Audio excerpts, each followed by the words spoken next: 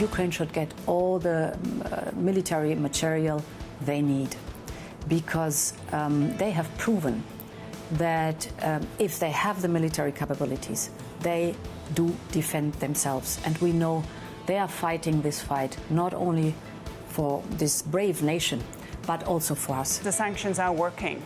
We see very, very clear effects on the Russian economy. And I think that is really important. And the latest steps, of course, to disconnect the financing of the war, that is what is important. That is what to be achieved with the sanctions. And I think Europeans are willing to do quite a lot. After the rebound in the first half of 2022, the euro area is now facing a challenging outlook. This is Bloomberg Surveillance, early edition with Francine Lacqua.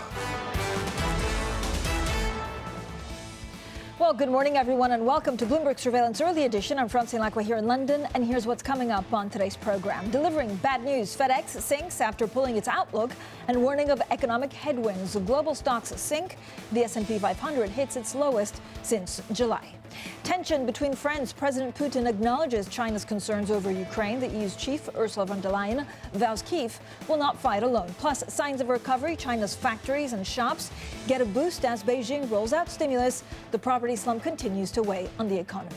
Now, first thing is first, so let's check on the markets. Equities extending declines today. An index of global stocks, of course, tracking the worst week since June. This has to do with yield, higher yield, and, of course, what we're seeing in dollar. The U.S. 10-year, 2-year yield, first of all, 3.8925, all about a oversized Fed hike. I know the market is pricing in 75 basis points. Is there really a chance that we get a whole 1 percentage point move? European stocks under pressure, 1.2% lower, and we're seeing similar pressure on, for example, the S&P stocks futures in the U.S. This is a map for Europe. The main story, of course, is here in the UK. Let me see if we can bring it up. By magic, here it is. We don't. So we'll have it. I have it in my head. So I'll give you a bit of a clue of what's going on. OK, the FTSE 100, you can see down 0.2%.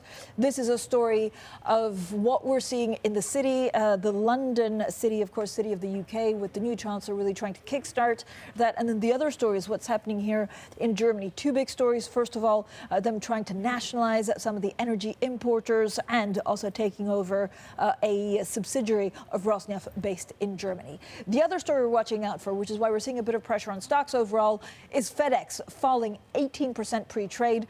This is after yesterday it withdrew its 2023 earnings forecast. Some say this is a real bellwether of the kind of economy that we could see. Now let's stick with the markets. They're in a decidedly risk-off mood as investors really reflect on outsized Fed hikes and the growth outlook.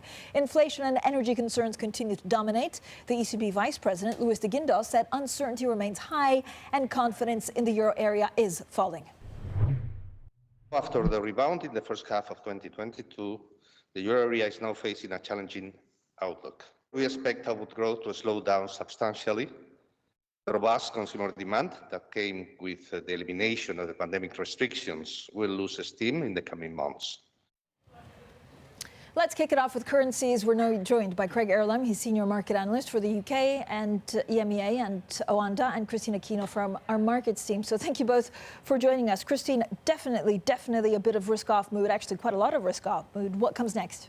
Well, Francine, I think, the question really boils down to, is the dollar really just going to dominate for the rest of the year? It has already dominated in the first half of the year, and now we have the likes of Citigroup saying that it really is the only place to hide in this sort of environment. And, you'd have to agree, just because of what we've seen so far, it is very much a story of the Fed buoying the dollar, really leading the way in terms of those rate hikes. And as you mentioned, they're not even done yet. The discussion of 75 or 100 next week, very much on the table, very much up in the air. And it really does not just compare to what everyone else has been able to do, which is much, much less. Yeah, so Craig, are you expecting 100 basis points? 100 basis points. Let's just think about it. I mean, this means the economy could be really in trouble.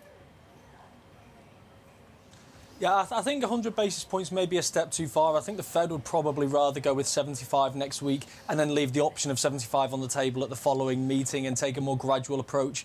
We have to remember, it was only 2 weeks ago we were getting really excited about the data. We'd had a really good inflation report. We'd had a kind of Goldilocks jobs report. And given one more positive inflation report, 50 basis points would be the favourite for this meeting. And I think the Fed will look through that lens and not want to put too much emphasis on this one quite disappointing inflation number. I think 75 basis points is a nice steady step at the next meeting and gives them plenty more time to accumulate more data and try and work out if this inflation number was a blip in the road on the way back towards a more sustainable level of inflation or a sign of more worrying things to come. Yeah, the concern, Christine, is that we also have FedEx. I mean, FedEx basically says, you know, let's throw our guidance out the window because it could get really ugly. So when you have Goldman Sachs and others saying, oh, stay invested, everything will be fine because we've corrected, I mean, how much more of a correction can we see from here?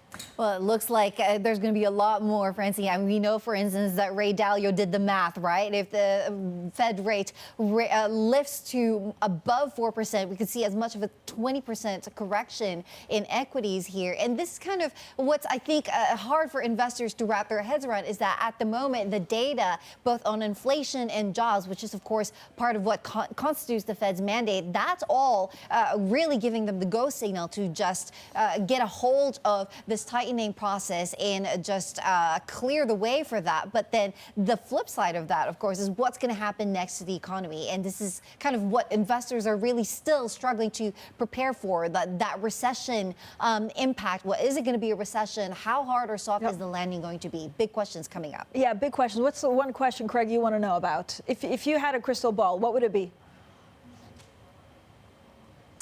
I do think we are going to rebound later on this year. I think the next couple of months could be still challenging, but I think later on this year, going into early next, we will see sustainable signs of inflation starting to abate, and that will allow major central banks, or most major central banks, to start to take the foot off the brake and give investors more confidence. But I think there could be a few more nasty surprises over the course of the next couple of months, and we may not see investors quite so keen to try and front-run these big economic releases like they were over the last 2 weeks. Christine, what's the one? I mean, the dollar is the one thing that, of course, you know, will make or break a market. Are we going to see the most inverted yield curve ever? And what does that mean to market psychology?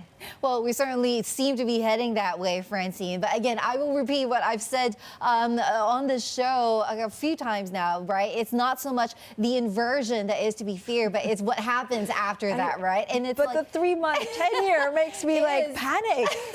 I think the panic really comes from the question implicit in this inversion is that what happens next? What happens when it kind of reverses from that? And we see those longer term rates in the economy rise alongside what we're seeing in the short end, because that's really what will inflict that pain, what will inflict that tightening in financial conditions is kind of these longer term rates rising, because this is what your mortgage is priced off of. This is what rents are priced off of. Great. I mean, Christina's so stoic. I'm like a snowflake. Are you panicked about some of the moves, or are we going steady as they go?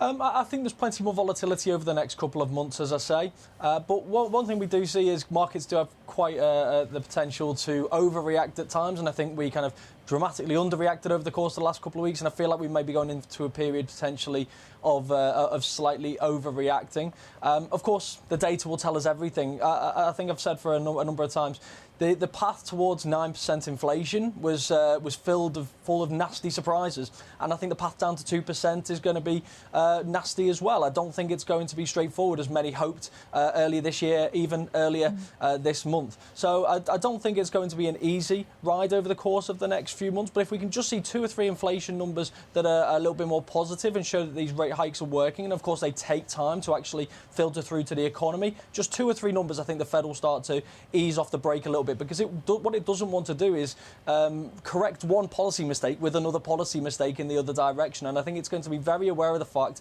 that it has the potential, if it keeps rising at such an aggressive rate, to tip the US economy into quite a severe recession.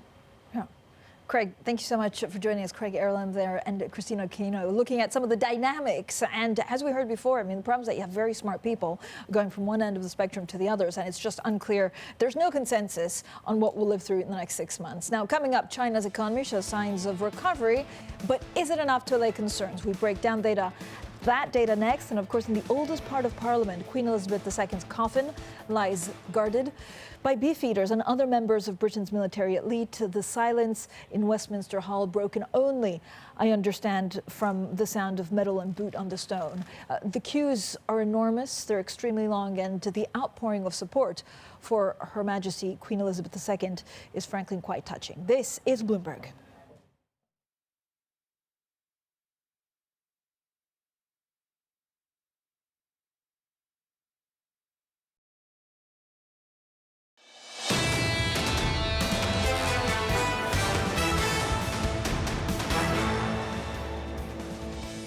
Economics, finance, politics. This is Bloomberg Surveillance Early Edition. I'm Francine Lacqua here in London. Now, China's economy is showing signs of recovery with industrial production, retail sales, and fixed asset investment, all growing faster than economists expected last month. Well, joining us now is Tom Hancock, Bloomberg senior China economy reporter. Tom, thank you so much for joining us. I have 1,000,001 questions, but because of the brevity of TV, what are you most worried about right now? Well, Francine, we did see a slight pickup in the data today, but really it's quite small and growth in China is still very weak. The two biggest concerns are still the fact that we've got sporadic coronavirus lockdowns happening across the country, and also the fact that property sales continue to weaken, and we've seen the biggest fall in prices year on year for 7 years announced today. So we're starting to see the property slowdown coming out in prices. So as long as those things continue, we won't really see China's growth picking up very strongly. So, Tom, there was a lot of concern that actually policymakers in China won't step in to do more to support the economy. We did see that support over the last couple of days. Is this a new chapter in the Chinese economy? Well, there has been a new chapter in recent years, which has been telegraphed very clearly by Beijing, which is that there will be no more flood-like stimulus. And what we've seen through the year is a drip of measures which have boosted infrastructure investment, and not much has gone to households. So that has put a floor under growth, but it's not really leading growth to rebound with those big drags coming from COVID and property. And I don't think that's going to change. So we're looking at a U-shaped recovery, and we're moving along the bottom of the U for the foreseeable future. Tom, thank you so much. Tom Hancock there, Bloomberg's senior China economy reporter. We're also getting some breaking news out of the ECB's Olli Rehn, saying that we should assume further rate hikes going forward. There's a growing risk, he believes, that there's a recession in the euro area. So to talk about China, but also some of the pitfalls that we're seeing here in Europe, is Craig Erlam, senior market analyst for the UK and EMEA at Oanda. Craig, first of all, to China, what do you do with renminbi right now?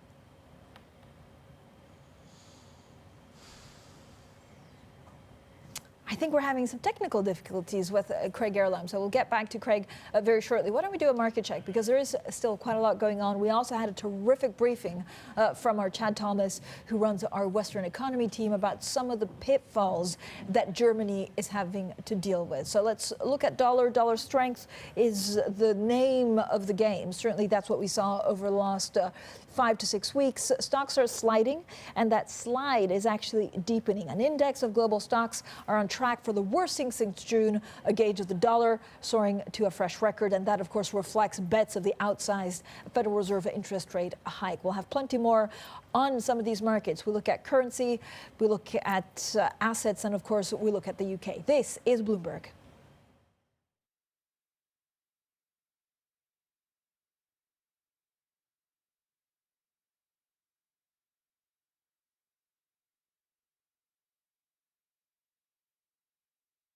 All eyes are on the Fed. The Fed has more work to do. 75 basis points seems to be baked in. How quickly do they get to the terminal rate? How long do they hold them there? Chairman Powell's going to have to read the same speech twice. Trust Bloomberg for the fastest coverage and exclusive analysis. Is the consumer buoyant? The dollar is a great place to hide. The US are going to overdo it. Investors just have to hold on to their hats. With special commentary from former Fed Vice Chair Richard Clarida. Bloomberg Surveillance. The Fed decides. Wednesday on Bloomberg, your global business authority.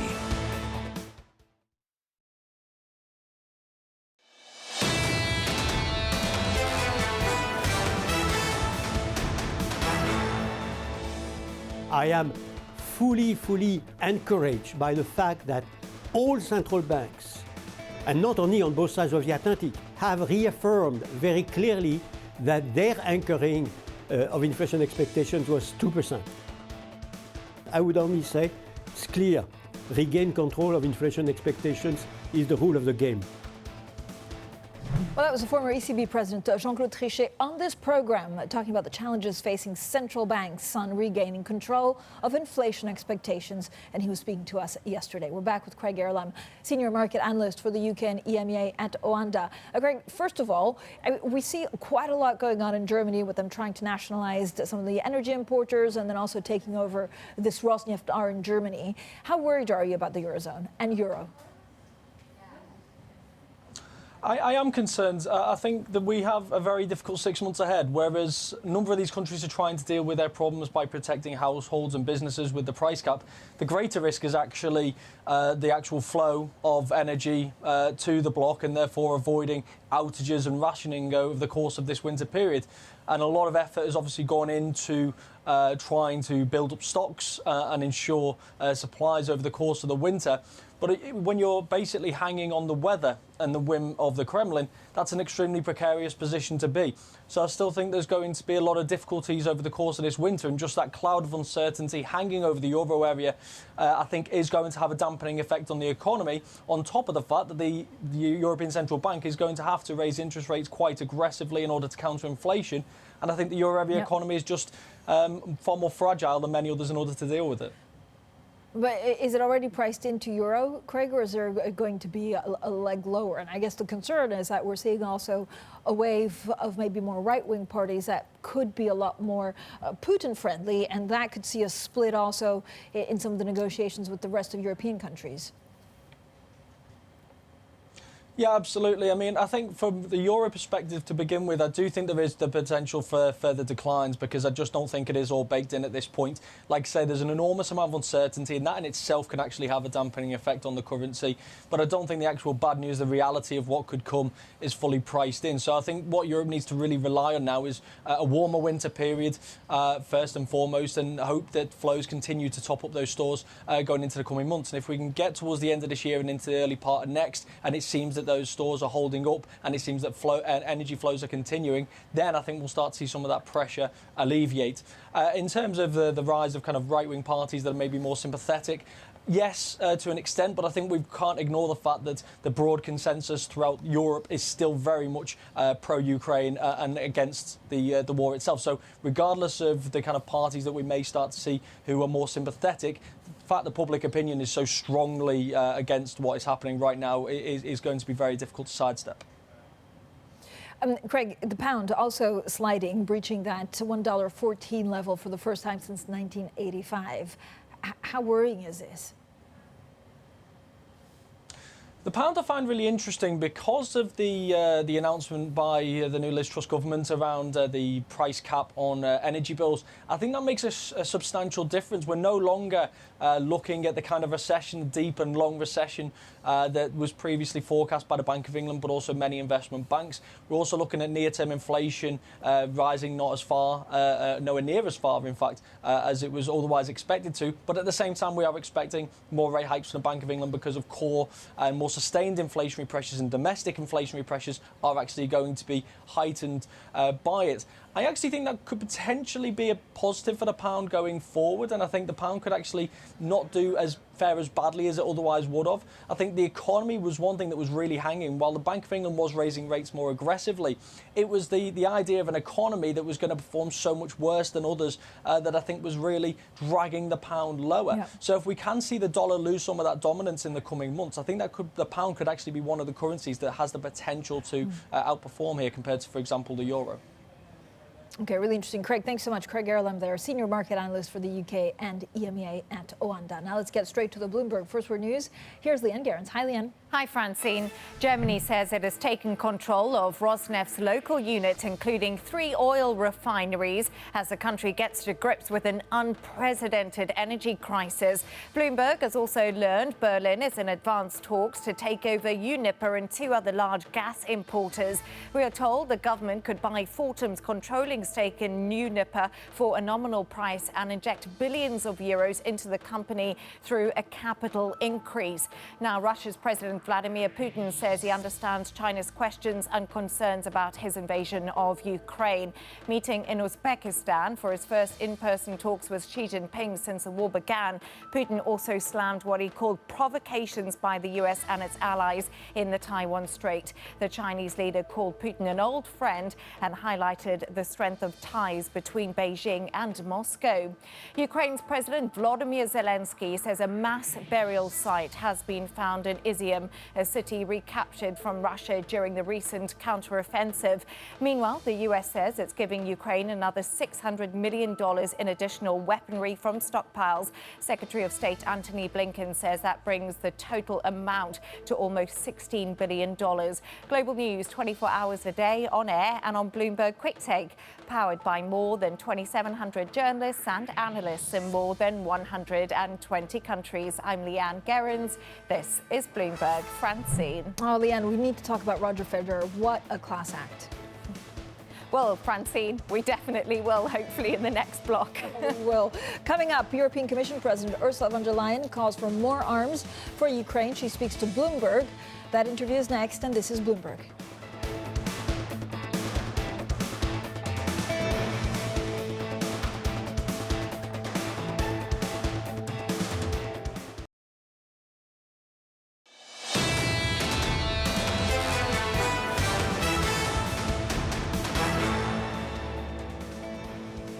Delivering bad news, FedEx tumbles after pulling its outlook and warning of economic headwinds. Global stocks sink. The S&P 500 hits its lowest since July. Tension between friends. President Putin acknowledges China's concerns over Ukraine. The EU's chief, Ursula von der Leyen, vows Kyiv won't fight alone. Plus, signs of recovery. China's factories and shops get a boost as Beijing rolls out stimulus. The property slump continues to weigh on the economy. Now, good morning, everyone, and welcome to Bloomberg Surveillance Early Edition. I'm Francine Lacqua here in London. Now, this is what the markets are looking at. First, the big story today on the anniversary of Black Wednesday. It is 30 years and pound sliding, breaching that $1.14 level for the first time since 1985. Now, equities, of course, extending some of the declines today. An index of global stocks is actually on track for the worst week since June. A gauge of the dollar soared to a fresh record, reflecting bets for outsized Federal Reserve interest rate hikes. Now, Ursula von der Leyen has also visited Kyiv for her third visit since Russia invaded Ukraine. In an interview with Bloomberg, the EU chief said military aid and the reconstruction of Ukraine will be the topic of a special European Congress next month. Ukraine should get all the military material they need because they have proven that if they have the military capabilities, they do defend themselves. And we know they are fighting this fight not only for this brave nation, but also for us. It is a question whether autocracy will prevail and dominate or whether democracy will win. And I'm deeply convinced it's the democracy that has the stamina to win. And therefore, whatever Ukraine needs to defend itself, it should be given to Ukraine. The reconstruction of Ukraine needs many helping hands. And we have discussed today also how we can create a platform where the many friends Ukraine has, not only in the public sector and governments, but also in the private sector, can contribute to the reconstruction of Ukraine. We will have a first reconstruction conference on the 25th of October in Berlin, together with the G7 presidency, Germany, where we will discuss with experts how to most effectively organize the reconstruction. But of course, as the European Union, we are willing to take the responsibility to organize a platform so that the different funding stakeholders can jointly come to the platform and invest in the future of Ukraine.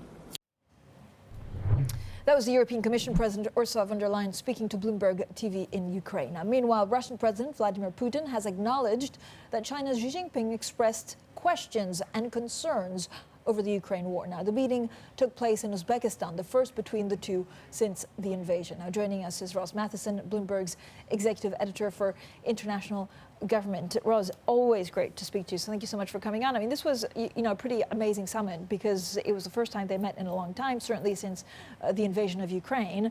And actually, they're friends, but there were questions about what was being said behind closed doors. Well, that's right. Of course, this is the first time they'd sat down together since before the war, of course.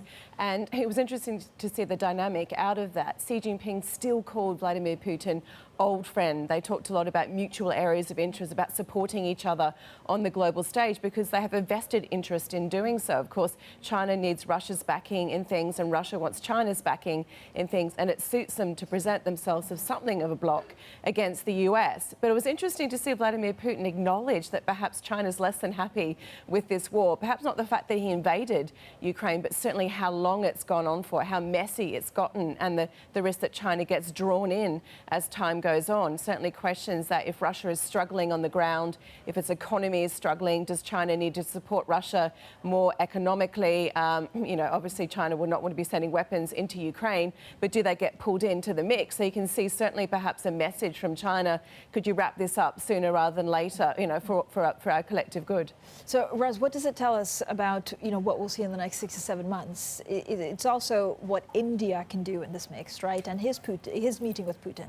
Well, that's very interesting because, of course, Putin is meeting with the Indian with Modi today, and India's played a very interesting sort of neutral-ish role in all of this, despite being, of course, part of the Quad, which is this grouping with the US, sort of semi-military grouping in Asia. India's not criticised Russia heavily for the invasion of Ukraine, certainly doing business as usual with Russia in all of this, buying energy and trade and so on, and yet somehow not being criticised nearly as much as other countries for doing so. The US and others in Europe have kind of danced around criticising India for this, and that's, of course, because India is a democracy and it's sort of one of the gang. So it's an interesting dynamic to see Modi quite overtly now sitting down with Putin today. I mean, we had this pretty extraordinary picture actually yesterday also with President Erdogan. What are we expecting? What does this meeting in Uzbekistan actually tell us about the anti, I guess, US sentiment across the world? What's interesting at these things, you always look at the photos of who's standing next to who and who's looking at each other in a certain way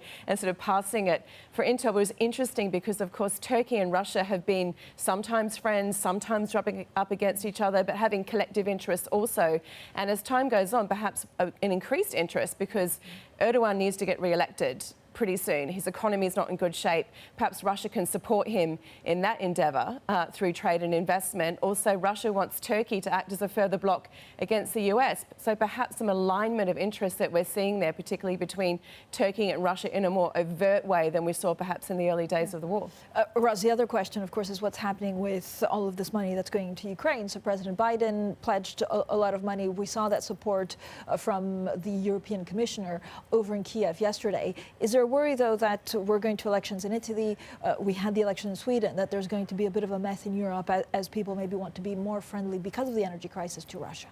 Well, that is the big question as time goes on, and that's perhaps where Vladimir Putin can get the most traction, right? He likes to sow disarray and confusion, and that's how he gets his influence, and he's causing that with the energy crisis in Europe. And as people look at their own economies and their own people, they're less willing to send money without conditions, billions of dollars into Ukraine in terms of aid and also weapons, because their own weapon supplies are running low. You see that in countries including Germany, where they're saying we're running out of tanks, we're running out of ammunition, and you have to pay private companies to get more, and their economies can't afford it. So even though they're piling in weapons at the moment, and they've been really, really successful in terms of the fight on the ground for Ukraine, the question is, in another 6 to 9 months, are they still going to be willing to do so?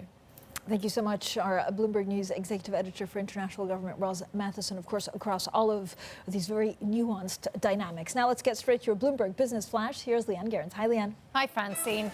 FedEx shares have slumped and extended trading after the company withdrew its earnings forecast on worsening business conditions. The package delivery giant flagged weakness in Asia and challenges in Europe as it's reported preliminary results that fell well short of Wall Street's expectations. The warning dragged the market down on concerns about the broader economy.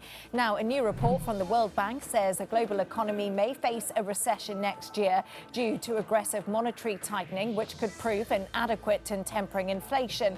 The study showed that investors expect central banks to raise global policy rates to almost 4% next year. It also called on policymakers to fight inflation by boosting production instead of reducing consumption. Ethereum has completed a key upgrade of its network, marking the crypto world's most ambitious software upgrade to date. Called the Merge, the revamp makes the blockchain network more energy efficient and paves the way for it to scale up. Ether led digital assets lower after that update, dropping almost 9% in what some market observers labelled sell the news event. And that's your Bloomberg Business Flash. Francine. Leanne, thank you so much. We'll talk a lot more about Ethereum and, of course, some of the things that we've been watching out for. Let's stay with that story. Ethereum core developer Preston Van Loon told Bloomberg that things are running smoothly following the upgrade. Well, we spoke to him shortly after the merge was completed. So far, everything's a success. I think what we'll see over time is, do the metrics hold up? Do we continually see nearly 100% participation? Do we see consistent block finalization and a healthy network in the coming weeks and months? You know, looking out longer term, what are you going to be watching for? Are there any potential red flags that you are going to be looking out for? Yeah, great question. You know, with these kind of upgrades, it's really important that Ethereum stays online, right? It's a really hard thing to do. But, you know, with these upgrades, they're also so complex, right? So there's a lot of things that could go wrong. We do a lot of testing. We make sure that things are working really well before we do the upgrades. But things we're looking for, right, is making sure liveness is continued. We still have the same uptime as before. One of the cool benefits of the switch of proof of stake is that it's a much smoother blockchain. Blocks are delivered in a more consistent fashion every 12 seconds versus probabilistically every 13 seconds. So really, we're just maintaining that the software stays online, that participants are staying online, that the network is staying healthy. How do you know when this will be successful? Obviously, the price action today wasn't all that good, and well, actually it was down today, but you did see it rising very significantly until this point overall before we really hit the crypto winter. There was a lot of excitement around this. But when do you really see the benefits of the new economy of the system? Well, we're seeing the benefits today. The switch is immediate, right? So the energy efficiency gain that we've realized, the 99.99% more efficient model is in effect immediately today, and the prior model immediately ceased. So we already see that benefit. We see the benefit of increased decentralization. There are way more actors in Ethereum producing blocks today. In principle, Ethereum's proof of stake is working now. It is successful now, and it's running smoothly. Ethereum core developer Preston Van Loon there on the recent merge. Now coming up, deadly floods, scorching wildfires and torrential rains. Today's big take looks at the atmospheric phenomenon driving the weather chaos, La Nina. Don't miss that next. This is Bloomberg.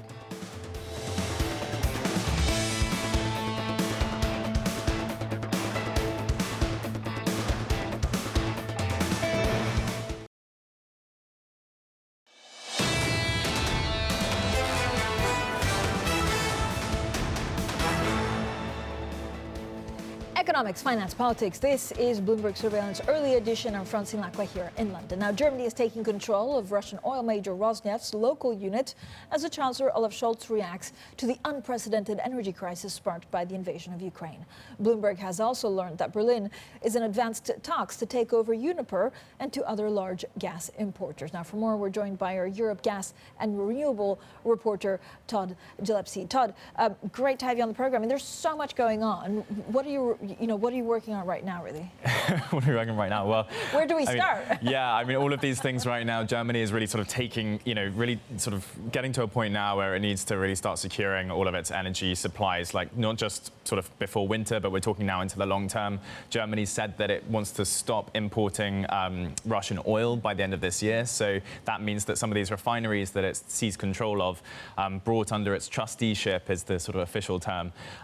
That means that a lot of the oil that was coming from Russia to those places will really stop. So the chance of that getting any oil, if it's still controlled by Russia, is pretty slim. So the government is now thinking through strategically, like, how do we sustain these sort of industries further into the future? How do we secure our energy supply? And then on the gas point, you've got these huge gas companies now which have really been suffering, repeatedly over the past several months, problems with credit, problems with trading. Really, really shaken by the price swings that we've seen this year, really, really shaken by the trimming in Russian flows. And now the German government is just saying, hey, two of these companies were originally owned by Russia earlier this year, and the other is state-owned by the Finnish government. And they're basically saying, look, we need to bring everything in-house. We need to secure it how we have it now. Todd, I imagine that the question, and actually there's only one game in town, really, which goes to inflation, and it is 100% energy. But what's the renewables mix in this? Because you just can't replace it in time. The timeline just doesn't work. Exactly, yeah, and that's why we're seeing Germany essentially saying to big industrial users, big power users, look, go back to coal for now, go back to coal for this winter so we can at least secure supplies over the winter, reduce your demand as much as you can.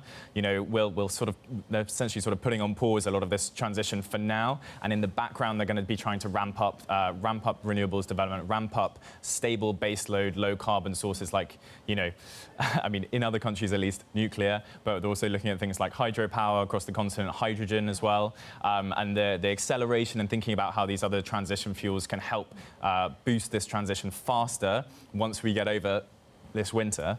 That's sort of what people are trying to think about now. Through your reporting, do you worry that actually whoever comes in power in certain countries, the narrative will change to, well, why are we doing all of this instead of just becoming, more friendly with Russia again? I think, Russia's really shot itself in the foot, according to some analysts, by essentially making itself an unreliable supply. Gazprom was someone that the German, the German infrastructure, the German government, the whole of Europe sort of saw as this linchpin of Europe's economy. And now, they're really looking inwards now. They're looking, how can we bring this supply domestically? How can we become energy independent again? Todd, thank you so much. As always, our Europe gas and renewables reporter, Todd Gillespie. Now, deadly floods, scorching heat and torrential rains as climate change pushes weather disasters to new extremes. An atmospheric phenomenon, La Nina, has been the driver behind the chaos. Today's Big Take says another year of La Nina could actually mean $1 trillion in weather disaster damages by the time 2023 wraps up. Well, joining us now for more on our Big Take story is our Asia agriculture reporter, Sibylla Gross. Sibylla, what exactly is La Nina? Good morning or good afternoon, and how rare is it to have 3 in a row? Good evening, Francine. So to start with, La Nina is a naturally occurring weather phenomenon. It basically involves, it happens when the surface temperatures of the ocean in the Pacific near the equator drop just a few degrees, but that can have huge effects. It basically sparks a wave of weather patterns that can bring drought to some areas and intense flooding to other areas. It is very uncommon to have it 3 times in a row. We've only had that happen twice since the 50s. So it's a very unusual occurrence. So what do we know about what kind of impact this is going to have? And the million-dollar question is, what are the places that will be most impacted? Honestly, nowhere in the world is going to be unaffected by La Nina because it affects the commodity markets in a way that is just hard to fathom and hard to quantify. So you touched on this earlier. One way to think about it is the fact that it'll cost $1 trillion by the end of 2023 in terms of insurance damages. But the other aspect to this is how it's going to affect commodity markets. So if we look at the US, California already in severe drought that's affecting farm production, and that's the biggest farm producing state. And we've seen drought affect corn crops across the whole of the US. And if we flick down to South America, Brazil, Argentina, also both huge agricultural producers. Some of the commodities there that will be affected by the heat include coffee, oranges, and sugar. It's not just food, however. We've had iron ore mines interrupted as well by the heat. And if we look over at Australia, for example, we've had torrential floods here it's felt non-stop really, and this year could be even worse because the ground is so sodden from the previous La Niñas, and that could wipe out crops like wheat, which is much needed in the world right now, given the Black Sea crisis. So it's affecting everything. Yeah, it does affect everything. Thank you so much for all of you. Also, great reporting, our Asia agriculture reporter, Sibylla Gross. Now, coming up, thousands have come to London to pay their respects to Queen Elizabeth II, the UK's longest reigning monarch. We have plenty more on the UK next. This is Bloomberg.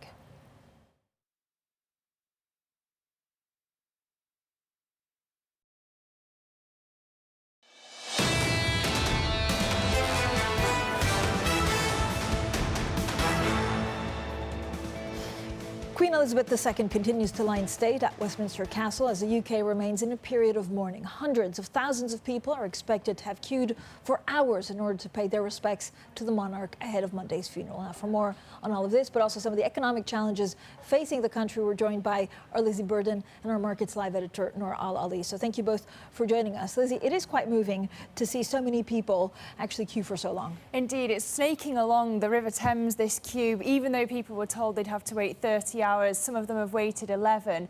And it's interesting to compare the queue to 1952 when the Queen's father died. It's almost the same images. So I think it shows just how popular the monarchy is and the outpouring of affection, respect for the Queen. Yeah, I mean, of course, in that period, the economy has changed quite a lot. Or has it, given all the pressures that we're seeing on sterling? Well, a really bleak day, the worst since 1985. What a landmark for the anniversary of Black Wednesday, tipped today because of the retail sales figures, worse than expected, 1.6% decline, because you've got the cost of living crisis taking a bite out of spending power. Noor, I mean, this wild ride is going to continue, and actually it just brings me back to something that Thatcher said about the markets, how you can't get away from them, but also Mark Carney saying, look, we rely on the kindness of strangers in this country.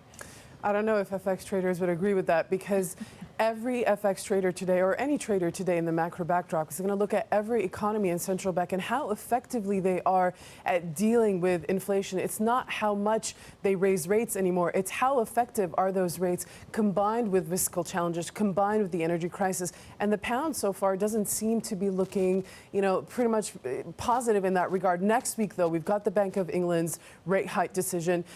Hopefully we can see an aggressive tone from them that can mimic that of the Fed. And of course, we've got the fiscal support package being announced from the UK government as well. Yeah, and there's so much, of course, going on to try and kickstart also the City of London. And I wonder whether, there's a more immediate effect coming from that. It's a big, bold statement, isn't it, to try and remove the cap on bankers' bonuses, try and make London more attractive post-Brexit. But of course, you can debate it either way. Even Andrew Bailey has said that this is something that needs to be potentially looked at again. We also had this great, story by John Authors. I mean, what's the prescription right now for how this government what they should look at and deal with the falling pound? Monetary and fiscal policies need to work hand in hand. That's economics 101, and that's definitely something that the Bank of England can, heed to. They are raising rates. They are independent from the government. Those are very important factors for traders today. And you also have the fiscal support package that's going to come and help us in the energy crisis that's coming in this winter. So all of that, hopefully, if there's a fine balancing act there, we can potentially survive this in the next 6 months for sure. Thank you both for joining us, Noor Al-Ali and our Lizzie Burden. We, of course, continue watching what's happening here at Westminster in the oldest part of Parliament. Queen Elizabeth II's coffin lies guarded by these iconic beefeaters. This is Bloomberg.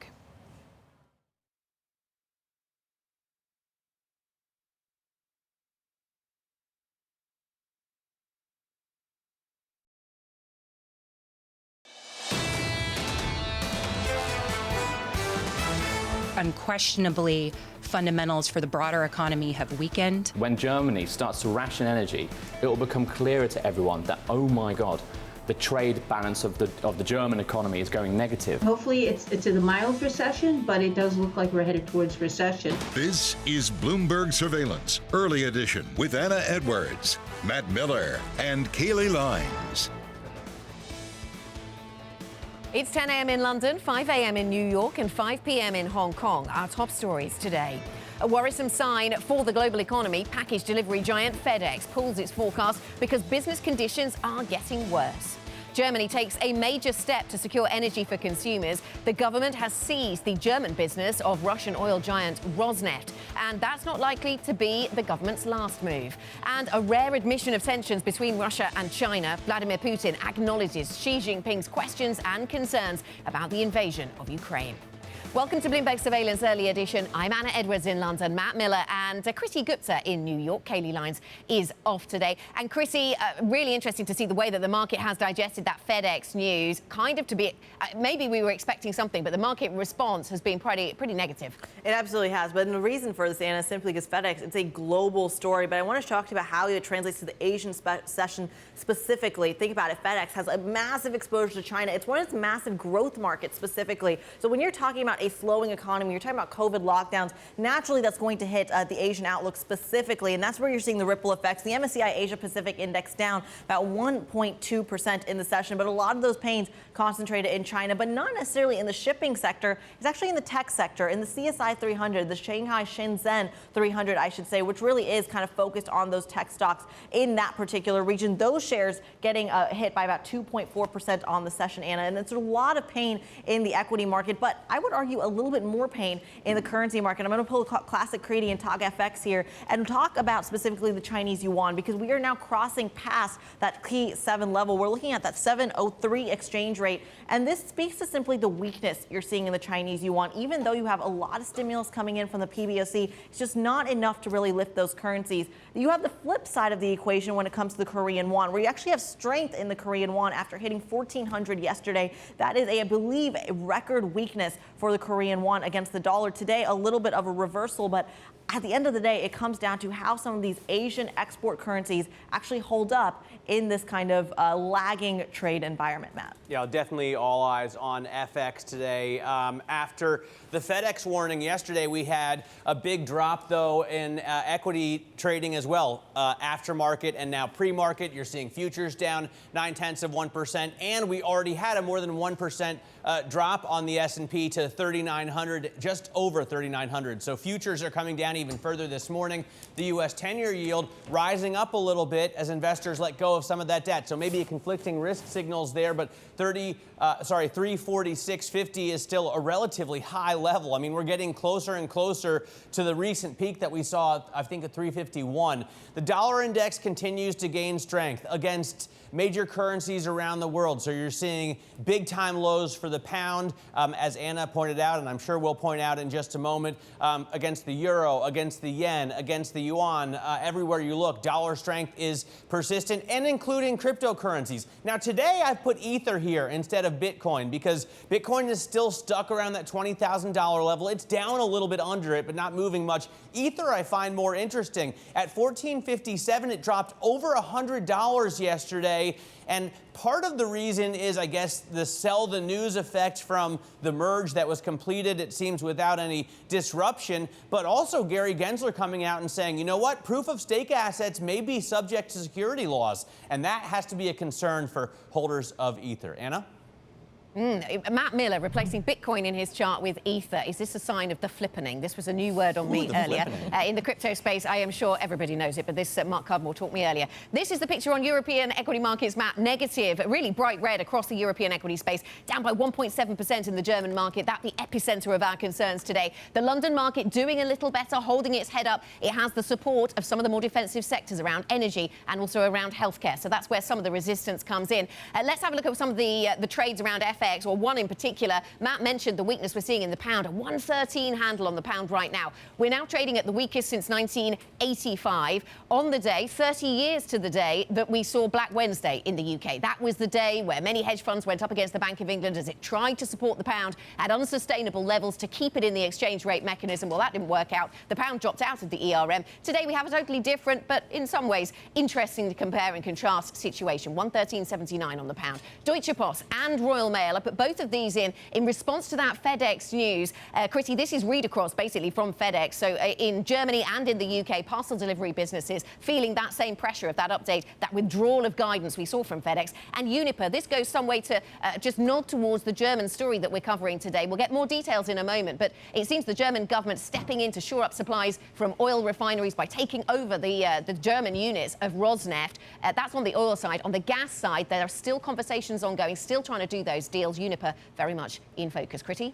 Certainly a lot to watch. That FedEx story is something we're going to be following throughout the hours. I will argue ripple effects throughout the day as well. Let's take a look at what's ahead today. The Queen lying in state continues while King Charles III will visit Cardiff, Wales, where he will receive a motion of condolence and meet with members of the Welsh Parliament.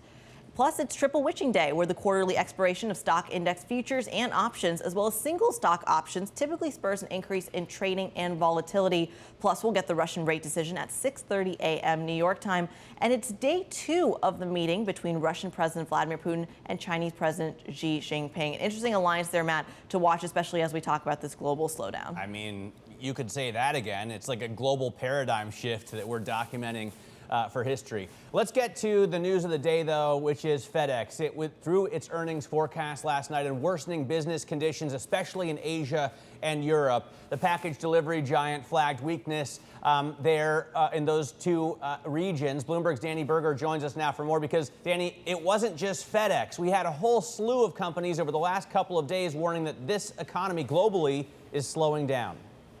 Yeah, but I gotta say, Matt, if you are a macro trader, you're usually not really paying attention to just individual companies like FedEx. So it's extremely notable the reaction we're feeling across markets. FedEx itself, pre-marketed, is already down 19%. But you all just went through these markets, through these equity markets, which are taking a bath off the fact that FedEx is warning on these macro conditions. It really shows that what we saw on Wednesday, that was not capitulation. This is an extremely nervous market that's reading the tea leaves, trying to figure out the state of this economy, the state of this consumer. So things selling off pretty momentously. Now, it is also notable that the bond market kept doing what the bond market has been doing. It didn't all of a sudden say, okay, FedEx is bad, the Fed's going to pivot, the consumer isn't doing well. No, that's not what happened. We are now pricing a terminal rate of 4.5%, surging up from 4%. So the bond market understands this, that the Fed is going to walk the talk. Now it's the turn of the stock market to catch up, which is in part what we're seeing in this reaction from FedEx, that they realize that the consequences of this will be a slowing economy, slowing consumer demand. So we get things like all the companies you're talking about, Matt. We have the Port of Los Angeles, shipments there coming in, dropping the most since the start of COVID. You had retail sales yesterday that, once you strip out inflation, were flat. So it signals now that the stock market has to digest, and you'd expect we're going to get more company earnings that might force us to do that even further. Yeah, definitely watching out, especially for the shippers, but also General Electric, also U.S. Steel, also Alcoa, McDonald's. So we've got, in the last couple days, really a slew of warnings, and that Port of Los Angeles story is just one more to add to the pile. Danny, thanks so much for that. Now let's get over to Germany. The government has begun what may be a series of historic takeovers to try and avert a collapse of the energy industry. Regulators are seizing control of a Russian oil major Rosneft's German oil refineries. Bloomberg has also learned that Berlin is in advanced talks to take over Uniper and 2 other large gas importers. Todd Gillespie, Bloomberg energy reporter, joins us now for more. So it looks like Germany is starting to nationalize Russian assets and others in order to try and stabilize this energy market. Yeah, well, technically, this isn't quite a nationalization yet of the Rosneft unit, but it is a precedent that has been set earlier this year when Germany took Gazprom Germania, a huge subsidiary of Gazprom, the Russian gas giant into its trusteeship. And now that is one of the companies, along with Uniper and VNG, that the German government is now actually going the full step potentially and taking a shareholdership of. But in Rosneft's case right now, Germany's looking forward to the end of the year where it's looking to essentially end all crude imports from Russia as a result of sanctions on Ukraine. But now it's asking, hang on, if we've got this Russian infrastructure, can we really guarantee that we're going to get the oil for it if it's still owned by Russia? Okay, and so that explains why the Rosneft move, the taking on of those Rosneft assets by the German government. Todd, what about on the gas side then? Because there's Uniper and a couple of other businesses that you just mentioned. We seem to have been talking about this, whether they'd be nationalised for quite a few days, maybe weeks now. It is complicated. I suppose that's why it's taking so long. Yeah, it's really complicated. And in Uniper's case in particular, you've got a company that is essentially sort of 78% owned by a Finnish state-owned company. Fulton. So, yeah, exactly. So you've got a really kind of odd, complex situation here. Also, if you think about the political implications of this, you've got the Finnish taxpayer that has essentially been sort of supporting and funding this company that has been subject to Russian domestic energy policy. So if you think about Germany's overdependence on Russia over the past few years, and essentially sort of the risk that that's put Uniper at, the dynamics for the Finnish taxpayer are slightly interesting, let's just say. And yeah, you've got VNG, you've got Gazprom Germania, now renamed as Securing Energy for Europe. Both of those are also in line for state ownership now. And this is really an unprecedented step of Germany just saying, hey, look, we need to secure all of our supplies, whatever that means, whatever it takes, really, for the German economy. Bloomberg's Todd Gillespie, we thank you as always. Let's pivot a little bit here, talk about Russia. Russian President Vladimir Putin says he understands China's questions and concerns about his invasion of Ukraine. Meeting in Uzbekistan for his first in-person talks with Xi Jinping since the war began. Putin also slammed what he called, quote, provocations by the U.S. and its allies in the Taiwan Strait. Roz Mattson, Bloomberg executive editor for international government, joins us now for more. Roz, thank you as always. This is interesting. This is a friendship that's almost falling apart, but to what extent is it falling apart? Walk us through some of the cracks. Well, it's interesting because it's sort of a friendship, but it's a friendship out of necessity rather than the fact they really like each other or their particular allies. It's because they have combined vested interests in working together against others. And so you see Russia and China often support each other on the global stage. What was interesting in this comment is a slight acknowledgement, perhaps, that China is less than happy about Vladimir Putin's actions in Ukraine. Not necessarily the fact that he invaded Ukraine to start with, but that 7 months on, this war is dragging on. Russia is bogged down. It's pulling in all these other countries on the global stage and, of course, keeping pressure on China from the US and others to sort of adhere to the international sanctions against Russia, even though China did not sign up to those sanctions. So, of course, China will never criticize Russia publicly for what it's doing because they need to be seen to be working together, but perhaps an acknowledgement that in that meeting yesterday there was a slight expression of concern that came from Xi Jinping to Vladimir Putin, wrap this war up quickly, make sure it doesn't spread any further because it's not actually the best for all of us if this thing drags on for months and months. And certainly the impact it's having on the Chinese economy, on trade, investment, the ability to do business with Russia and so on, perhaps gets impacted as time goes on. So it was an unusually frank admission, perhaps, that things aren't so terrific between them. All right, Roz, thanks very much for joining us. Roz Matheson, they're talking to us about the Putin-Xi meeting, and we're going to have more with Leonid Bershitsky later on in the program. Now, President Biden says the U.S. will give Ukraine as much as $600 million in additional weapons and ammunition. The aid will come from existing U.S. stockpiles. Emily Wilkins, Bloomberg government reporter, joins us now for more from Washington, D.C. So restocking the Ukrainians, so to speak. Absolutely. And this is something that we've seen a lot of. I think this is actually the 21st time in the last year that the U.S. has dipped into its stockpiles, trying to continue to help out Ukraine as they are fending off the Russian invasion. And the U.S. officials have reason to be hopeful. They have seen what Ukraine has done recently, taking back a lot of Russian-occupied territory in the northeast area of the country, in Kharkiv. And they want that momentum to continue. That's what we have heard from officials yesterday as to why why these weapons are being given at this point. Certainly, you have seen a lot of support continue in a bipartisan manner in Washington for Ukraine.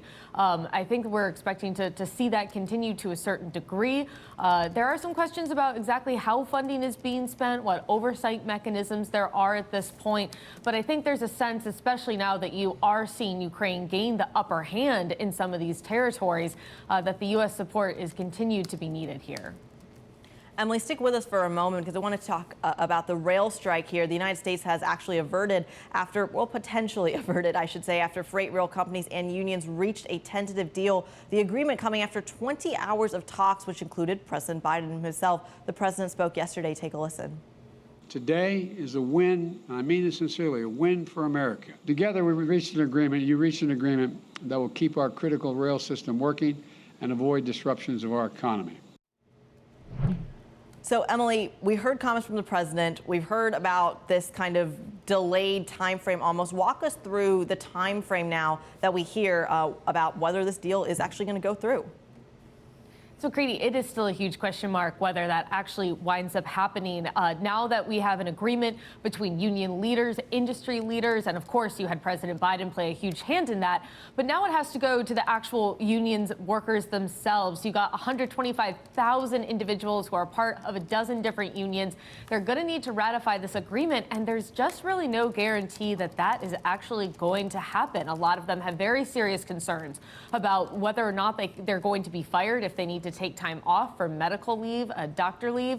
We haven't seen the exact text of the agreement that was come to, but we know that there aren't any additional sick days, even though there is some more leniency on absence policies if workers need to seek medical care.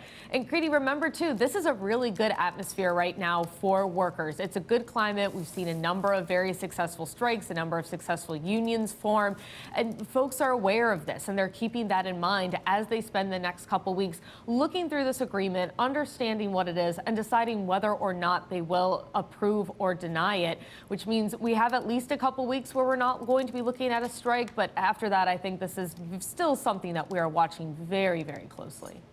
Emily Wilkins of Bloomberg Government, we thank you as always. Let's take a look at some of the stocks now moving in pre-market trading in the United States, because it really does actually come down to some of the transportation, to the logistics story. We talked about it with the rail strike with Emily just there. I was covering yesterday all day in the field, and then overnight we get the FedEx story as well. Now take a look at those shares. They are slumping 19% in the pre-market. Analysts downgrading across the board, and this is significant for the macro picture because it's an economic bellwether. Think about it. If you are shipping, if you are moving, if there's economic activity, and then all of a sudden there isn't anymore, that's a problem for everyone. And that's really what investors on the micro and the macro are really reacting to here. But it's not just FedEx. There is a ripple effect here. Take a look at UPS shares, for example, because that's really where you're seeing some pain as well. Not down to the 19% that FedEx was, but it is down 7% in the pre-market. We should keep in mind that FedEx and UPS have had different strategies when it comes to actually tackling some of these supply chain issues. FedEx got out way in front, said we're going to hire more people, we're going to pay them more so that we don't have these supply chain disruptions. UPS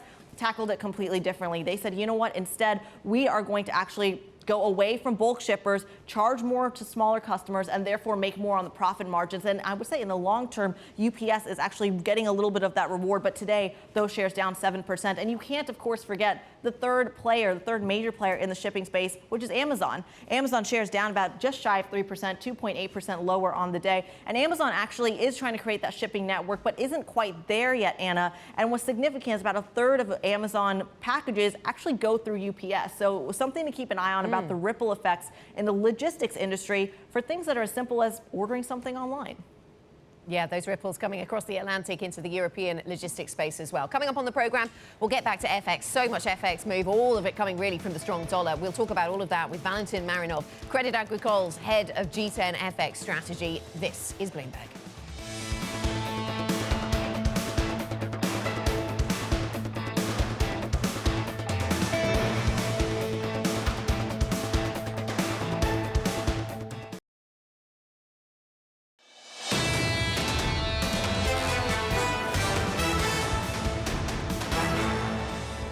This is Bloomberg Surveillance Early Edition. I'm Matt Miller with Kriti Gupta here in New York. Anna Edwards with us out of London. We are simulcast as well on Bloomberg Radio and Bloomberg Television. For those of you listening on radio, I'm going to show our TV viewers a chart right now, but don't worry, I'll walk you through it. We're looking at volatility, which has just absolutely soared almost to the levels that we saw in March of 2020 at the height of the beginning, I guess, of the pandemic. In terms of the bond market with the MOVE index and JP Morgan's FX vol index.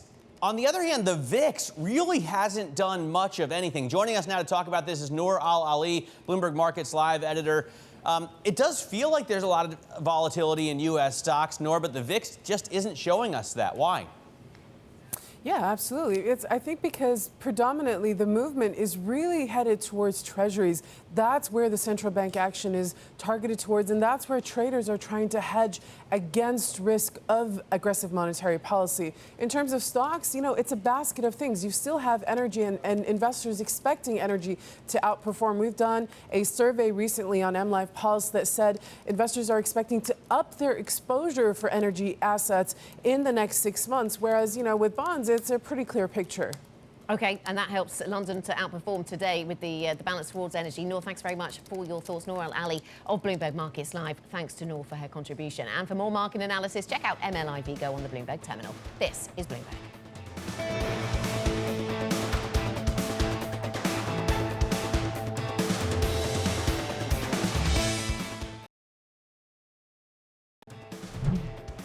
Now keeping you up to date with news from around the world, here's the first word. The economy in China showed signs of recovery last month. Industrial production, retail sales, and fixed asset investment all grew faster than expected. Meanwhile, the urban jobless rate fell. Beijing has rolled out stimulus measures to counter a slowdown. Still, a property market slump and COVID lockdowns are weighing on the outlook. In Ukraine, President Volodymyr Zelensky says a mass grave has been found in a city that Russian troops abandoned last week. More information is expected today after journalists visit. Meanwhile, President Biden says the U.S. will give Ukraine as much as $600 million in additional weapons and ammunition, the aid coming from existing stockpiles. This is Bloomberg.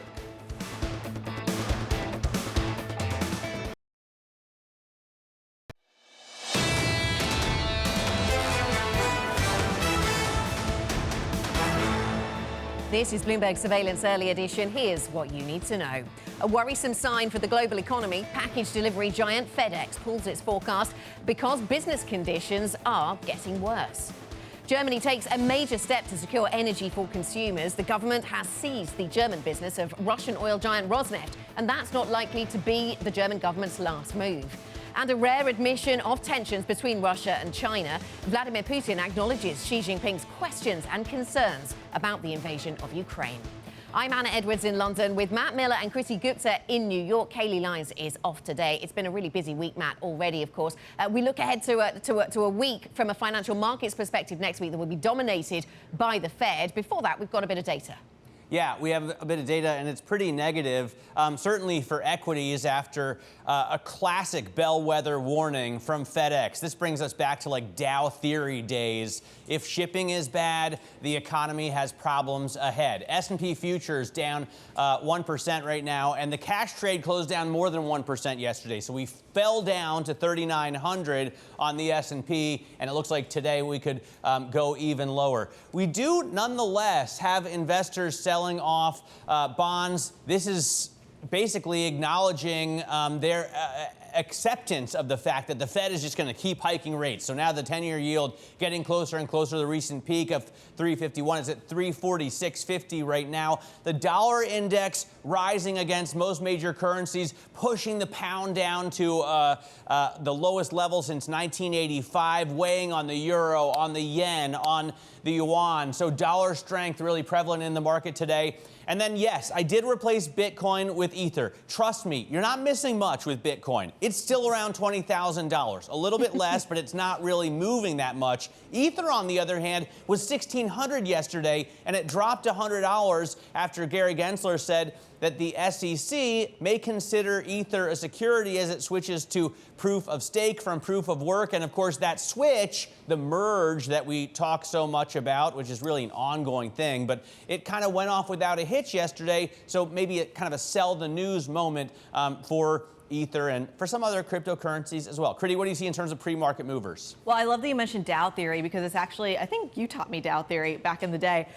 What I think is interesting here is we talked about it in context of the rail strike. You're talking about transportation names like Norfolk Southern, CSX, et cetera, which could actually move the entire index given that they are the Dow Transport heavyweights. So are the likes of FedEx, UPS, Amazon. That's where I want to go with our pre-market movers today because that's where you're seeing a ton of the pain. No surprise here. FedEx is that global bellwether. If you have economic activity slowing down, you are going to see that ripple effect across the world and really become this like early high frequency indicator that things are not going in the right direction. So FedEx really giving that vibe on the micro and the macro basis, down about 19%. UPS not far behind, also down about 7%. The idea that if FedEx is down, UPS will be as well in sympathy. So is Amazon, though. Remember, a good chunk of Amazon's kind of business is creating a shipping network. It's logistics at the end of the day, something that they are trying to expand into. A third of Amazon packages are transported by UPS, so they're not 100% there yet, Anna, but still certainly suffering by that ripple effect, down about 3%. Yeah, and we're suffering the ripple effects here in Europe as well. It's certainly something that's weighing on sentiment. We have the stock 600 down by 1.2% as we go towards, well, almost get towards the middle of our session here this Friday. The pound under pressure, as Matt said, down to levels we haven't seen since 1985. And today marks 30 years since Black Wednesday in 1992. So that's an interesting parallel to think about today. 113.84. We're down by 0.7% on cable. And this is the read across. This is one of those ripples across the Atlantic. So from that news out of FedEx, we then lead to more negative conclusions around DHL, which is owned by Deutsche Post. So the Deutsche Post share price down by 6% in Germany. And Uniper, sticking with Germany, a gas importer, down by 9.7% today. Ongoing headlines about whether the German government is going to do a deal to nationalize this business and others in the gas supply space. They are already buying up oil refineries that were previously Russian, taking those into German state control, Matt.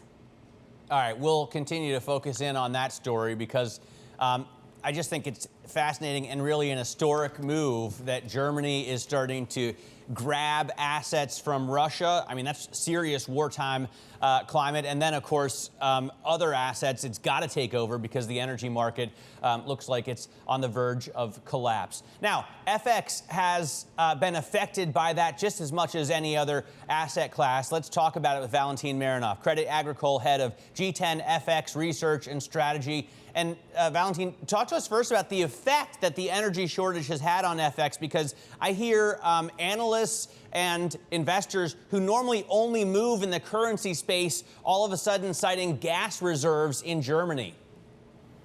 The latest developments are only highlighting the fact that the global commodity terms of trade supply shock that has been driving the FX markets for most of this year has now become even more important. And essentially, there are winners and losers to those developments. Clearly, commodity energy exporters, among them the dollar, I should add, certainly benefiting from that, where at the same time at the receiving end, really the commodity energy importers. For a long time this year, that has been the Japanese yen, but clearly, really more recently, third quarter, the euro, even the pound, if you wish, had to bear the brunt of that adjustment. But above it all, I think what this all adds up to is, it's kind of extending the reign of King Dollar, because where the dollar is supported by the recent commodity price developments, it also benefits from superior liquidity. And I have to say, fairly credible push by the Fed to raise rates, real yields in the U.S. as it fights cost-push inflation. Is there any bear case at all for the dollar, Valentin? It always makes me kind of nervous when everybody is on the same side of a trade. There is plenty of reasons, at least on my side, to believe that the dollar is certainly the rally may be running out of steam a little bit in coming months.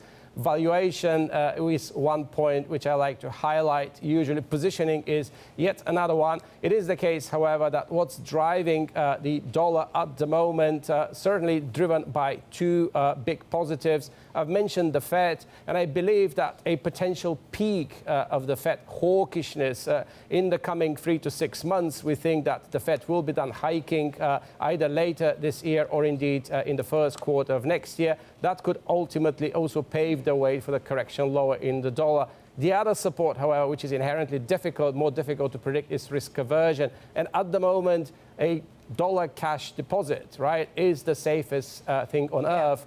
And it's difficult to say when that's going to change. Difficult to fight that then. And the casualties of the strong dollar are all over the place. But here in Europe, it seems common to pick on the pound. And the pound down with a 113 handle right now, Valentin. The lowest since 1985. Yes, on the day that we talk about 30 years since Black Wednesday, which even if you don't remember, even if people were not trading then, it was certainly a period that in economic history in the UK goes down in legend. I mean, how weak does the pound get from here?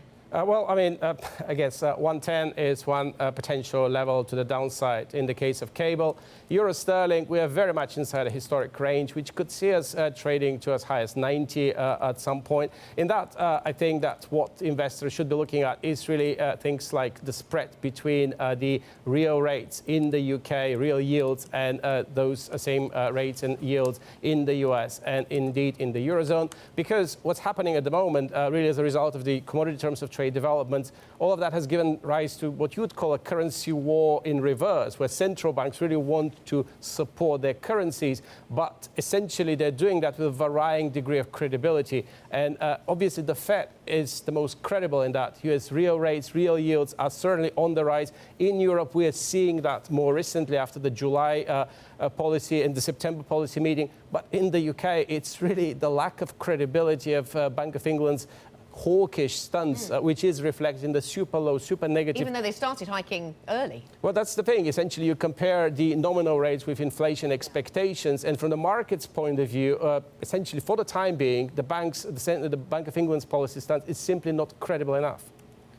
You mentioned currency intervention war in reverse. I'm wondering about currency intervention. Is that something that's on the table for any of these countries? Well, clearly, I mean, in the G10 space, the Bank of Japan has been one of the more vocal, really kind of central banks when it comes to expressing their discomfort about the weakness of their currency. When it comes to actually intervening in the markets, we think dollar-yen is very close to what you could describe as the line in the sand for the Japanese officials, Ministry of Finance, and ultimately the BOJ. We believe that highs in excess of 145, 147, which is the historic high from 1998, really could ultimately force the BOJ, the Ministry of Finance in Japan, to conduct a unilateral FX intervention. It should be mentioned in that the best that the BOJ would be hoping for in this extent would be to slow down, to really stall the sell-off of the currency rather than ultimately engineer an uptrend for the Japanese yen. Valentin, thanks very much for your time. Valentin Marinov, Credit Agricole, head of G10 FX Research and Strategy. Fantastic day to have an FX specialist on the program, given all of the moves that we're seeing in FX. Coming up on the program, a rare admission of tensions, the latest on the meeting between Vladimir Putin and Xi Jinping, and what it means for the war in Ukraine. That's next. This is Bloomberg.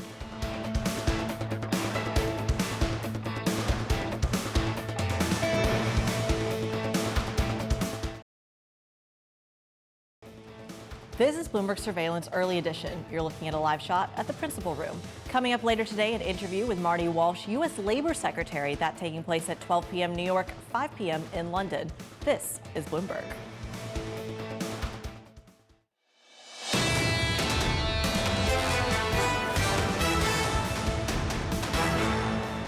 The sanctions are working.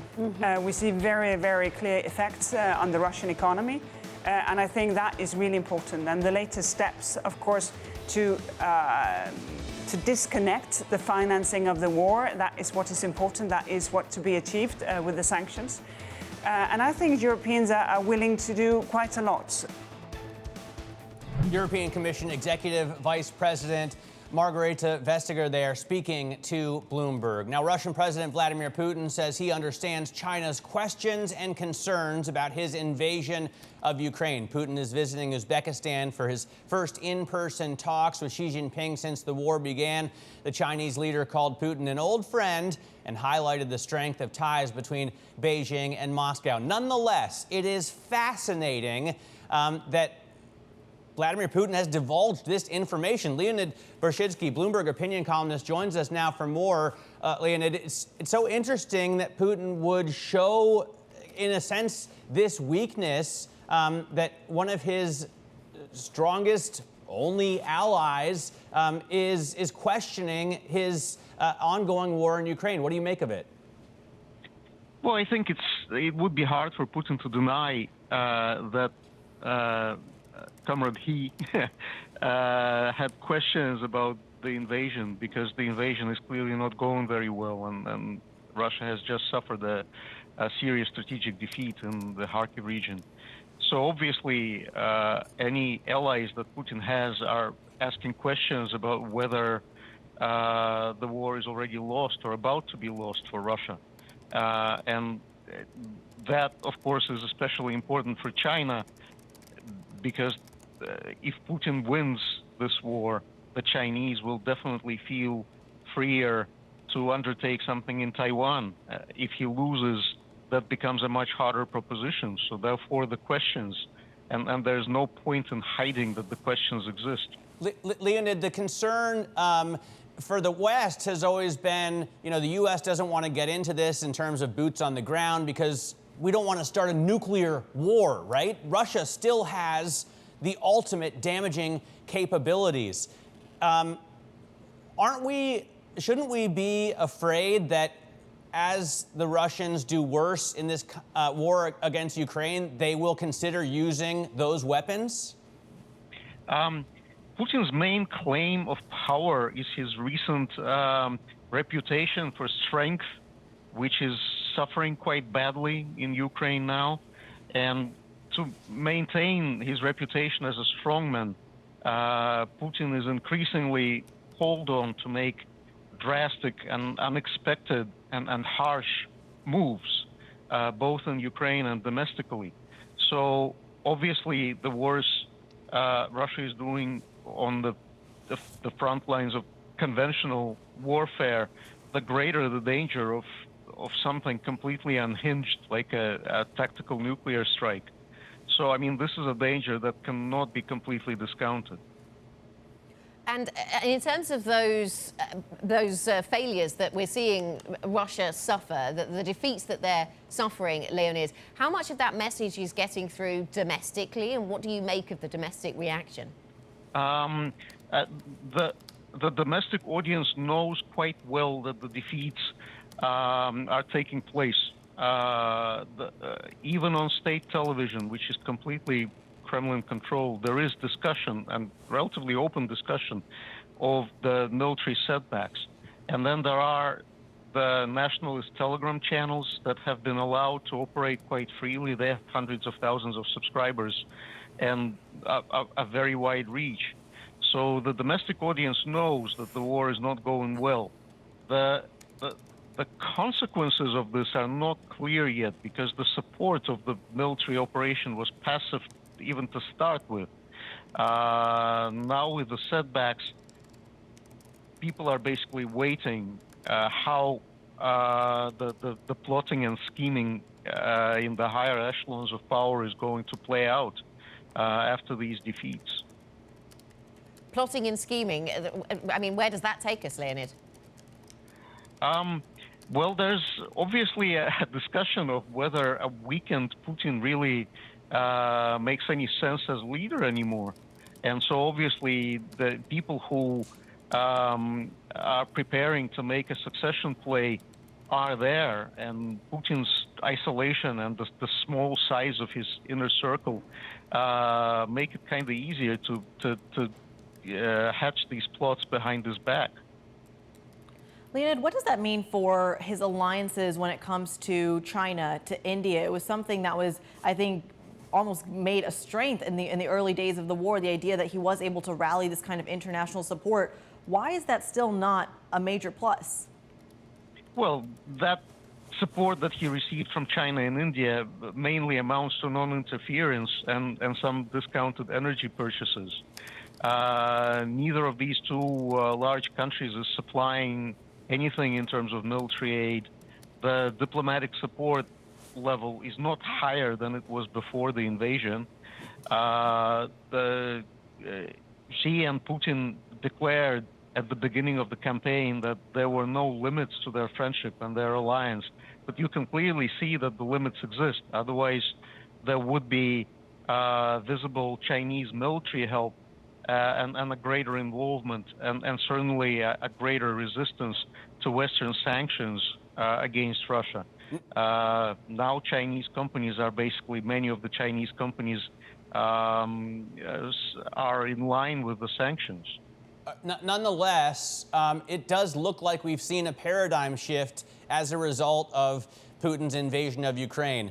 Do you think we're witnessing a new world order here? Is Russia, China, India, Iran the new, axis of evil, so to speak?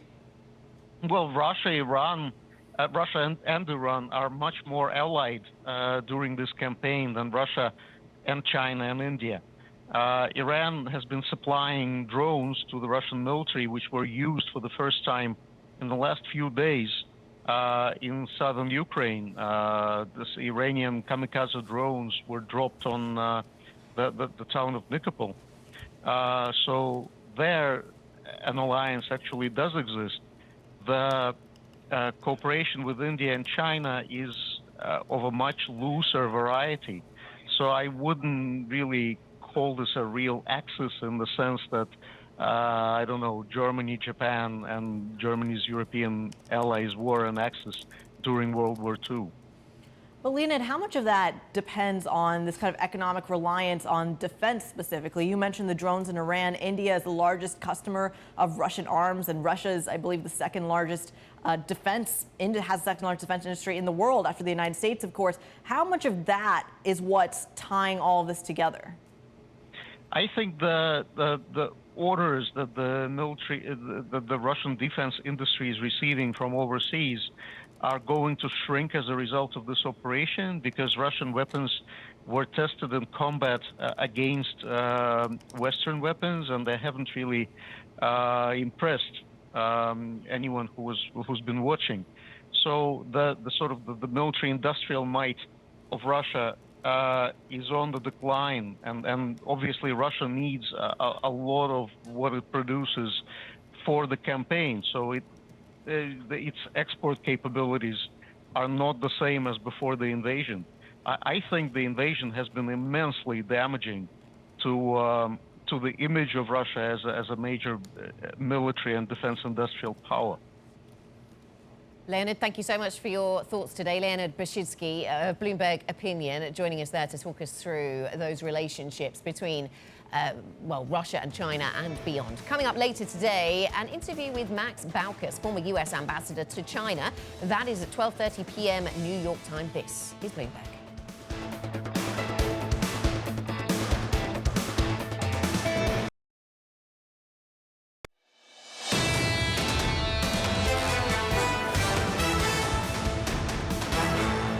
This is Bloomberg Surveillance Early Edition. I'm Kriti Gupta with Matt Miller in New York and Anna Edwards in London. There's a lot to watch, but for me, top of mind is all about the rail strike.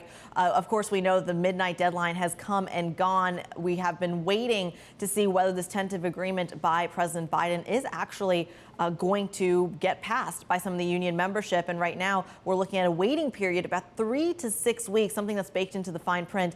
But Matt, there is a market reaction to this, isn't there? Yeah, absolutely. I mean, I did think that we'd see much more relief after the tentative agreement to the strike, but it really has brought attention to the trannies, as they were called back in the day, the Dow Transport Index. And we used to always look at that, I'm quite old, as a gauge to see how the broader market was trading. It was called Dow theory, and Charles Dow invented it even before I was born. But take a look at the sort of new versus old Dow theory. Dan Curtis, our producer in London, pointed this out to me. I look at the transports versus the Dow Jones Industrial Average. He looks at the SOX index, the Philadelphia Semiconductor Index, versus the S&P, which is the blue line here. For those of you listening on radio, the blue line is coming down much faster and in a more extreme way than the white line. So maybe that's the new Dow theory, and maybe that's what we should be concerned about. But it does look like, especially after FedEx,